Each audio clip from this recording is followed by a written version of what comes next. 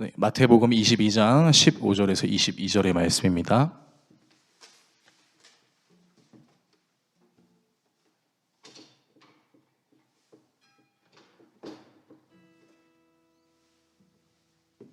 신약성경 38페이지에 있는 마태복음 22장 15절에서 22절의 말씀을 제가 한 절, 여러분들이 한 절, 마지막 절은 같이 읽도록 하겠습니다.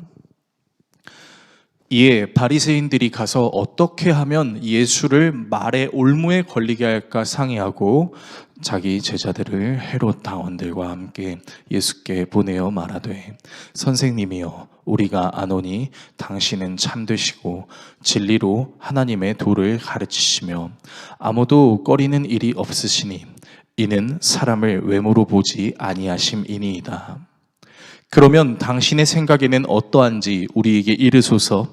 가이사에게 세금을 바치는 것이 옳으니까 옳지 아니하니까 하니, 예수께서 그들의 악함을 아시고 이르시되, 외식하는 자들아, 어찌하여 나를 시험하느냐. 세금 낼 돈을 내게 보이라 하시니 데나리온 하나를 가져왔거늘 예수께서 말씀하시되, 이 형상과 이 글이 누구의 것이냐. 이르시되, 가이사의 것이니이다. 이에 이르시되, 그런즉 가이사의 것은 가이사에게, 하나님의 것은 하나님께 바치라 하시니, 그들이 이 말씀을 듣고 놀랍게 여겨 예수를 떠나가니라. 아멘. 오늘 마태복음 22장 15절에서 22절의 말씀으로 여러분과 우리 교회의 방향설교 두 번째 시간, 세상을 향해 어떻게 가야 하나요? 라는 주제로 하나님의 말씀 증거하도록 하겠습니다. 실제로 있었던 일입니다. 새로운 아파트가 지어지고 그 아파트에 입주민들이 들어오기 시작했습니다. 그리고 여러 이익단체에서 홍보를 하는데요. 엘리베이터나 게시판에 일정 금액을 지불하고 정해진 구역이나 장소에서 팜플렛이나 시트지로 광고를 하는데, 물론 이런 정당한 방법의 광고에는 일정한 비용이 들기 때문에 아파트 측에 양해를 구하지 않고 전단지를 돌리는 일명 찌라시라는 홍보를 하기도 합니다. 그런데 한 교회가 자신의 교회를 홍보하는 행위를 했는데 그 행위가 그만 많은 사람들의 빈축을 사는 행위가 되어버렸습니다. 지하 주차장에 주차되어 있는 차의 유리창에 교회를 홍보하는 전단지를 올렸는데, 그 전단지를 고정시키기 위해서 스카치 테이프로 유리창에 고정을 시켜버린 것입니다. 보통 전단지를 돌릴 때는 차량의 와이퍼에 살짝 끼워둬서 보는 사람이 편하게 뗄 수 있는 형태로 홍보를 하는데, 이 교회는 전단지를 와이퍼에 꽂지 아니하고 운전석에 있는 그 유리창에다가 스카치 테이프를 붙인 것입니다. 스카치 테이프가 오래되면 그 찐득한 점성이 남기 때문에 차량의 흔적을 남기게 되고, 그것을 본 차주들은 기분이 좋지 않을 수 있습니다. 아니나 다를까 많은 사람들이 자신의 차에 붙어있는 교회 홍보 전단지를 보고 불쾌한 기분을 감추지 못했습니다. 입주자 카톡방에 교회 이름을 운운하며 좋지 않은 말들을 하기도 했습니다. 더러 신앙생활을 하시는 분들도 이런 홍보 방법에 대해서 안타까워하기도 했는데요. 사실 교회 전단지뿐만 아니라 어떤 전단지로 홍보를 하더라도 스카치 테이프로 차량의 흔적을 남기면서 홍보를 하는 건 누구나 원치 않는 행동이 될 수 있습니다. 그러나 변호를 하려는 것은 아니지만 그분이 왜 그렇게 행동했는지에 대해서는 저는 어느 정도 이해는 됩니다. 분명히 홍보를 할 수 있는 여러 방법이 있다는 것을 알고 계셨을 것입니다. 일정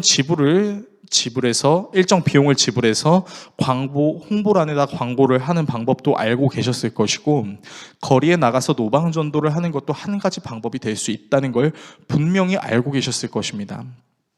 그러나 그 방법을 선택하지 않은 이유는 금전적인 문제 혹은 노방전도를 할 상황이 되지 못하는 문제 등 추측하는 부분이지만, 사실은 그것이 아닐 수도 있지만 여러 상황과 환경의 이유 때문에 그런 결정을 내린 것일 수 있습니다.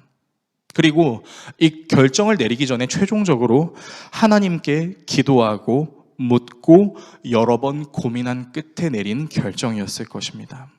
이 모든 경우의 수를 생각하면 스카치 테이프를 붙여서 전단지를 돌렸다라는 것을 아무 생각 없이 했다라고 말할 수만은 없을 것입니다. 입주민들의 분노도 이해되고 목사님의 상황도 이해하고 싶습니다. 무엇이 옳다고는 분명하게 말할 수 없지만 여러 상황들이 납득이 되기도 하고 납득이 되지 않기도 합니다. 바로 우리가 살고 있는 이 세상에서 그리스도인임을 드러내는 문제가 이런 문제가 될 수 있습니다. 예수님이 진리가 아니라고 말하는 세상 속에서 예수님을 진리라는 것을 드러내며 사는 것, 여러분 쉬운 거 아닙니다. 얼마나 어렵습니까? 세상 사람들이 납득할 만하면서도 하나님의 마음에 흡족하게 사는 것, 이거 여간 쉬운 것이 아닙니다.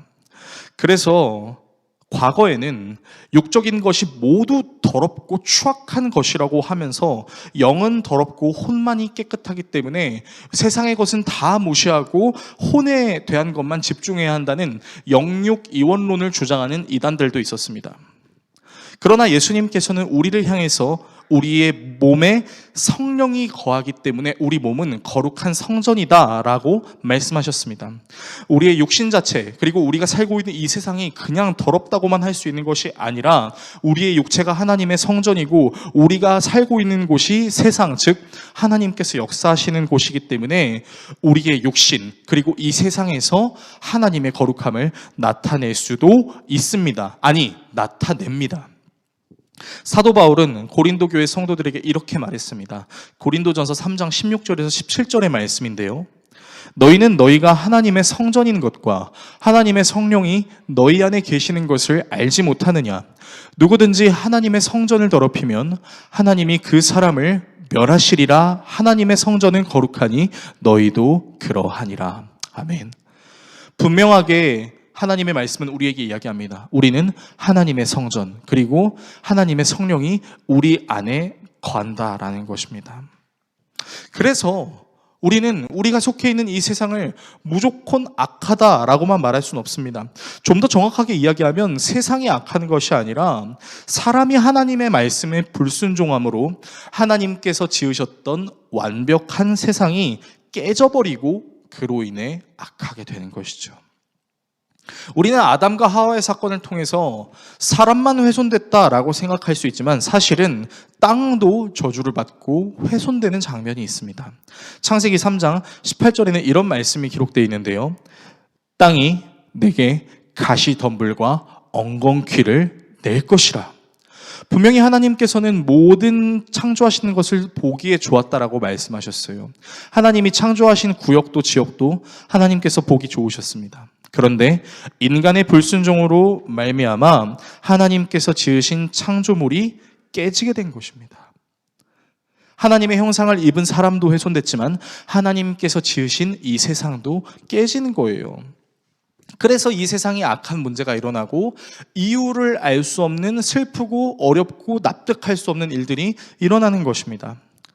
다시 말해서 세상 속에서 하나님을 선포하는 것, 예수 그리스도를 선포하는 건 하나님께서 지으신 이 세상이 인간의 불순종으로 인해 훼손됐지만 예수 그리스도를 통해 지으신 그대로 회복이 될 것이고 그것을 회복을 꿈꾸는 것이 그리스도인들의 사명, 그리고 해야 하는 행동이라는 것입니다. 그래서 세상을 무조건 악하다라고 할 수 없는 것이에요. 왜요? 세상은 원래 하나님께서 지으신 아름다운 곳이었으니까요. 그리고 솔직히 말해서 우리는 이 세상의 아름다운 것들, 좋은 것들을 많이 누리며 살아갑니다. 이 세상이 우리에게 보여주고 있는 문화, 과학의 발전, 인간의 이성과 감정의 발달, 아름다운 자연 세계들을 보면 정말이지 감탄을 금하지 못합니다. 그래서 그리스도인들이 문화를 즐깁니다. 그리고 과학의 세계를 통해 편리함을 누리기도 하고 이성과 감정의 발달로 더 나은 삶을 살기도 합니다. 여러분 스마트폰 안 쓰세요? 여기 지금 스마트폰 안 쓰는 사람이 어디 계세요? 스마트폰 안 쓰는 분 계시면 손 한번 들어보시겠습니까? 우리 모두 스마트폰의 편리함을 누리며 살아갑니다. 우리가 가고 싶은 여행지가 있고요. 우리가 수고해서 번 돈으로 우리가 문화의 즐거움, 내가 누릴 수 있는 모든 것들을 누리며 살아갑니다. 돈 버는 거 싫어하는 그리스도인들이 어디 있나요? 돈을 잘 벌고 싶은 그리스도인들이 더 많죠. 문제는 바로 이런 세상의 영역들에 너무 깊게 물이 들어버린 나머지 하나님의 일하심보다 세상이 우리에게 주는 만족이 더 커져버린 나머지 하나님의 계획을 우리의 현실에 가두거나 하나님보다 세상이 더 크게 보이는 것, 이것이 문제라는 것입니다. 그러다 보니 세상이 우리에게 요구하는 것을 쫓는 것이 하나님께서 우리에게 요구하시는 것을 쫓는 것보다 더 커져버렸어요. 이게 문제라는 거예요. 세상이 우리에게 요구하는 건 우리가 즉각적으로 반응해야 되고, 하나님께서 우리에게 요구하시는 것은 세상이 우리에게 요구하는 것 다음으로 순서가 바뀌었다는 겁니다. 뒷전이 돼버린 거예요. 실제로 교회 안에서 예수님을 믿는다는 사람들의 입술에도 장난식으로 고백되는 말들이 있는데, 그게 무슨 말인지 아세요? 요즘 천당 위에 하나가 있대요. 분당. 천당 위에 분당이 있대요. 여러분, 믿는 사람들도 이런 얘기 한다니까요. 근데 그게 정말 그렇게 느껴진다는 겁니다.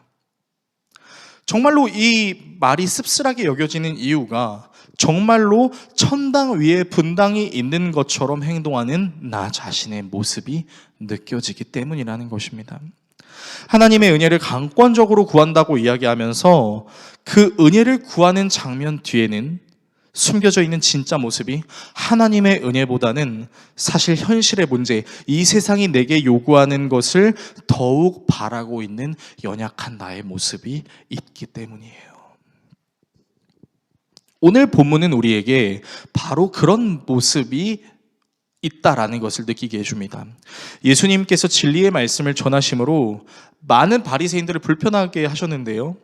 그래서 불편했던 바리새인들이 예수님을 궁지에 몰기 위해서 한 가지 질문을 던집니다. 일단 예수님한테 아첨해요. 예수님이 참되십니다. 진리로 하나님의 도를 가르치십니다. 아무도 거리낌 없이 하시니 참으로 사람을 외모로 보지 않으시는 주님이십니다. 라고 얘기해요. 그러면서 이런 질문을 던집니다. 오늘 본문 17절의 말씀인데 같이 한번 읽어보겠습니다. 함께 읽습니다. 그러면 당신의 생각에는 어떠한지 우리에게 이르소서. 가이사에게 세금을 바치는 것이 옳으니까 옳지 아니하니까 하니. 갑자기 바리새인들이 왜 이런 질문을 예수님께 한 것일까요? 그 이유는 바로 로마 황제에게 세금을 내는 문제가 당시 이 지역에서 가장 뜨거운 논쟁거리 중 하나였기 때문입니다. 갑작스레 유대인들이 로마의 속국이 된 것도 억울한데 세금을 내라니요. 오늘 같으면 폭동이 일어날 문제입니다. 예수님이 갈릴리에 계셨던 그때가 바로 이런 상황이었다는 것입니다. 당시 예수님이 어렸을 적에 유명한 유대인 지도자 중에 유다라는 사람이 있었습니다. 근데 이 사람이 이 세금 문제 때문에 반란을 일으켰었어요. 근데 로마가 이 반란을 무자비하게 진압을 해버립니다. 그리고 세금은 선택이 아니라 의무야 라는 경고의 표시로 이미 죽어있던 혹은 죽어가고 있는 혁명가들을 십자가에 매달아 전시했습니다. 그러니까 십자가에 매달아 전시했던 죽어가는 유대인들, 죽었던 유대인들은 이런 경고를 나타내는 거예요. 세금을 내지 말라고 말하고 다니면 당신도 이렇게 될 수 있습니다. 하지만 동시에 하나님 나라 운동을 주도하는 모습을 기대하기도 했습니다. 세금을 반대하는 모습을 바랬고 대부분의 유대인들의 기대감 속에 이런 거를 좀 반대하고 일어나는 사람이 있었으면 좋겠다라는 기대감이 있었어요. 하나님 나라 운동을 주도하는 사람이라면 당연히 하나님이 왕이라고 할 것이고 그 말은 로마 황제보다 더 위에 하나님이 계시다는 것을 드러내는 것이니까요. 그래서 사실은 바리새인들은 이런 말을 하는 사람을 기다렸을지도 모릅니다. 그런데 겁도 없이 하나님의 말씀을 담대하게 전하는 예수님이 불쾌하게 느껴지니까 자신이 해결하지 못했던 질문을 던짐으로 예수님을 곤경에 처하고 자신의 상황을 합리화하고 싶었던 바리새인들의 모습이 있었던 것이에요. 그러니까 예수님은 이 사람들의 이런 악함을 이미 다 하셨다라고 본문이 이야기합니다. 그리고 자기를 왜 시험하냐라고 얘기하면서 세금 낼 돈을 보여달라라고 이야기하십니다. 그리고 데나리온을 받는데요. 말씀에는 정확하게 나와 있지 않지만 이 말씀을 기록한 배경 주석을 찾아보게 되면 이 데나리온이 어떤 모양을 가지고 있는지 설명해 주는데 이 데나리온에 그려져 있는 게 있었어요. 무엇이 그려져 있었냐면 바로 로마 황제의 상이 그려져 있었습니다. 그리고 그 가장자리에는 신의 아들이라고 적혀 있었어요. 예수님께서 이 데나리온을 보시면 어떤 생각이 드셨을까요? 아마 제가 예수님이라면 굉장히 불쾌하고 엄청나게 속이 상했을 것 같습니다. 실제로 유대인들도 그런 불쾌함을 가지고 있었을 것입니다. 예수님께서는 그 동전을 보시면서 이 형상과 이 글이 누구의 것이냐라고 물으십니다. 그리고 바리새인들은 가이사의 것입니다 라고 이야기하고 예수님께서는 가이사의 것은 가이사에게, 하나님의 것은 하나님께 드리라 라고 말씀하십니다. 자, 여러분, 이 말이 어떻게 느껴지십니까? 마치 가이사에게 세금을 내야 한다라는 것처럼 들리시지 않나요? 실제로 그렇게 해석할 수도 있습니다. 가이사의 돈을 받고 가이사의 돈으로 살고 있다면 가이사에게 세금을 내야 되는 것은 마땅하기 때문입니다. 여러분께 한번 질문해 볼게요. 하나님께서 지금 우리에게 대한민국의 법은 다 악하니까 그 법을 모두 어기고 일어나서 봉기해라 라고 하나님께서 말씀하신다고 여러분들 생각하십니까? 아니요, 제가 믿는 하나님은 그렇게만 말씀하시진 않으실 것입니다. 절대 그럴 수 없죠. 하나님께서 폭력과 전쟁으로 모든 문제를 해결하시는 분이었으면 굳이 예수 그리스도를 십자가에 못 박이시는 그 사역을 하셨을까요? 아닙니다. 당장 하늘에 있는 천사 군대를 데리고 오셔서 로마를 다 밀어버리고 하나님의 말씀을 듣지 않은 사람들을 다 죽여버리셨겠죠. 근데 하나님 그렇게 하지 않으셨다고요. 예수를 십자가에 못 박았다고요. 로마의 최고형인 십자가형에 순종하게 하셨다는 겁니다. 마치 악법도 법인 것처럼 그 상황을 그대로 받아들이셨던 것입니다. 그러면 세금을 내라는 것이 맞는 것인가? 라고 해석을 할 수 있겠지만 사실 이 본문에 담겨져 있는 내용은 나라의 법을 지켜라 라는 차원보다 그 이면에 하나님께서 진짜 우리에게 말씀하시고자 하는 내용이 있습니다. 다음 문장을 보고 싶은데요. 본문 21절 우리가 다시 한번 읽어봤으면 좋겠습니다. 함께 읽습니다. 이르되 가이사의 것이니이다. 이에 이르시되 그런즉 가이사의 것은 가이사에게, 하나님의 것은 하나님께 바치라 하시니. 아멘. 자, 여러분, 여기서 핵심이 무엇인지 혹시 눈치채셨습니까? 가이사의 것을 가이사에게 바치라는 것이 핵심이 아니라 그 다음 문장에 하나님의 것은 하나님께 바치라, 이것이 바로 핵심 문장이라는 거예요. 그리고 이 말을 들은 바리새인들이 듣고 놀랍게 여겼다라고 이야기하고 있습니다. 이 놀랍게 여기다라는 뜻의 그 원어를 살펴보게 되면 탄복이라는 뜻을 가지고 있는데 그 탄복이라는 뜻은 이런 뜻들을 갖고 있어요. 매우 감탄하여 마음으로 따르다라는 뜻이 있고, 두 번째는 배를 드러내고 편안히 눕다라는 뜻이 있습니다. 여러분, 전자로도 해석이 될 수 있어요. 매우 감탄해서 그 말을 따른다. 그리고 후자로도 해석을 할 수 있습니다. 배를 드러내고 평안히 누웠다. 여러분, 배를 드러냈다는 게 뭐예요? 자신의 속내가 완전히 드러났다는 것을 의미합니다. 평안히 있다는 것은 무엇을 의미합니까? 하나님의 은혜 안에 저항할 수 없는 불강력적인 상태를 의미합니다. 그러니까요, 지금 이 바리새인들의 마음이 완전히 예수님 앞에 드러나게 된 거예요. 여러분, 그렇다면 과연 바리새인들의 속내가 무엇이었을까요? 단순히 예수님을 골탕 먹이려는 것이었을까요? 물론 예수님께서는 그 속내를 아셨죠. 골탕 먹이려는 거 아셨어요. 그런데 예수님께서 드러내고자 하셨던 그 속내는 하나님이 아닌 로마의 왕이 그려져 있는 동전을 보고 분노하면서도 어쩔 수 없이 그 동전을 가이사에게 들어주는 타협이 드러났던 것입니다. 이 사건을 좀 쉽게 설명해드리기 위해서 톰 라이트 박사님의 그 주석 내용을 좀 인용했는데요. 톰 라이트 박사님은 이 내용을 가지고 이렇게 이야기했습니다. 한 가지 분명히 해둘 것이 있다. 예수님은 하나님과 정치 권력자 사이에 언제나 적용할 수 있는 답변을 주시는 것이 아니다. 맞죠? 우리는 잘 몰라요. 신앙생활하면서 무엇이 옳고 무엇이 그런가. 하나님께 묻고 싶어요. 하나님, 이게 옳습니까? 저게 그른 것입니까? 하나님께서 정해주면 그 말씀 따르면 되잖아요.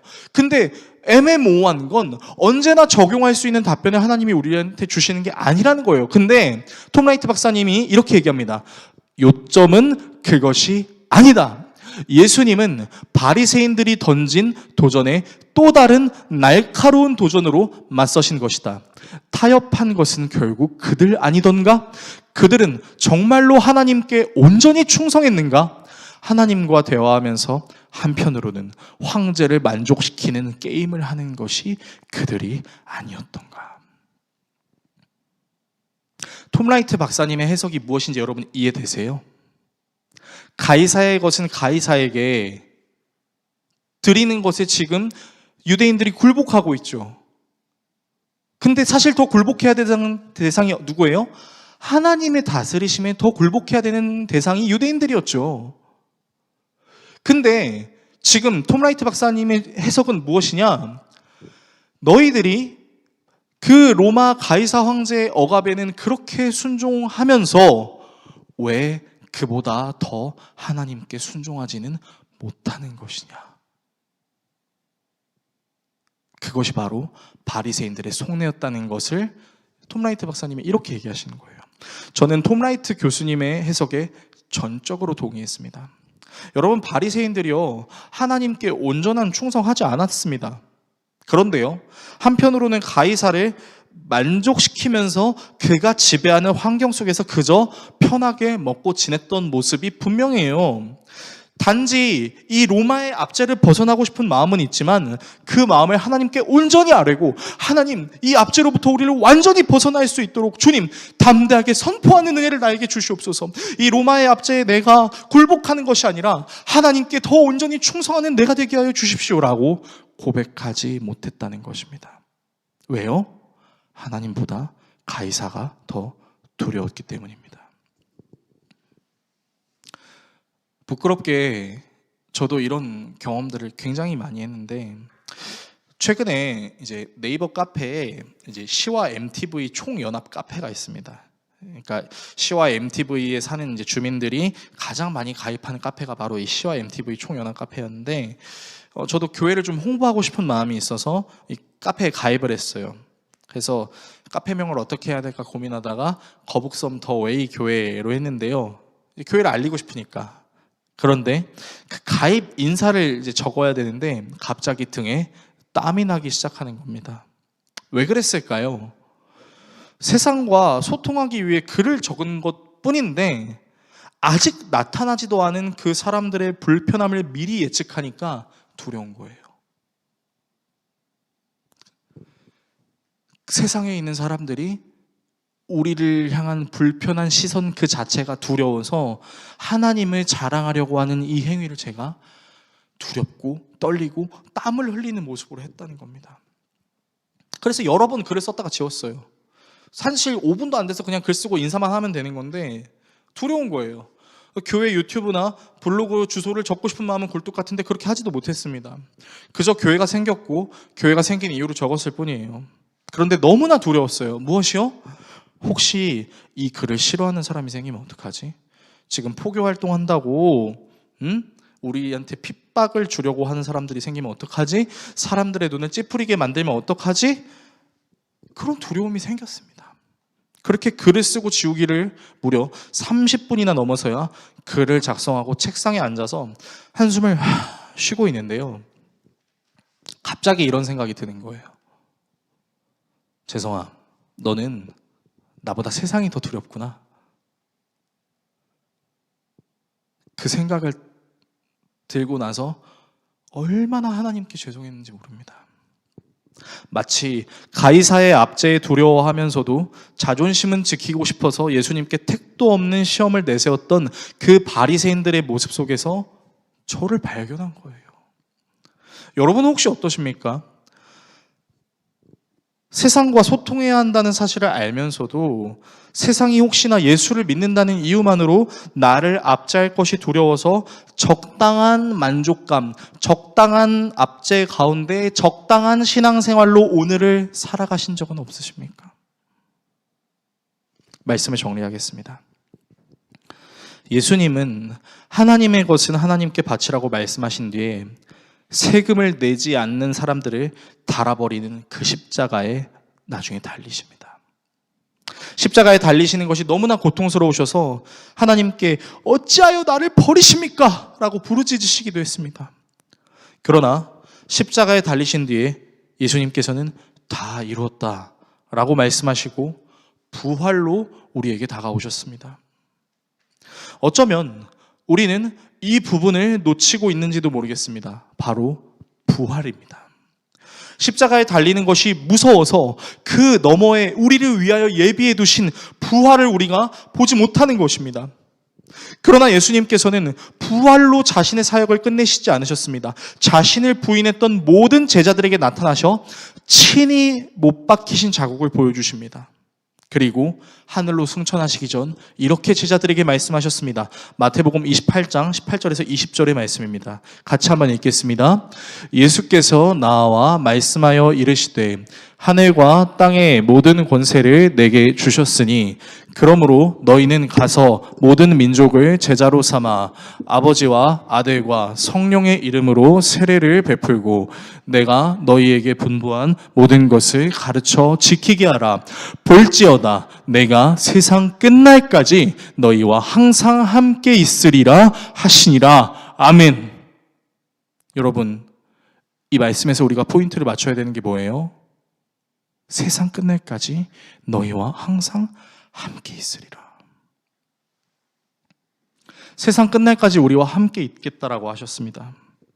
그리고 그 부활을 믿은 제자들은 세상 끝날까지 함께 하시는 그 예수님과 함께 나아갔습니다.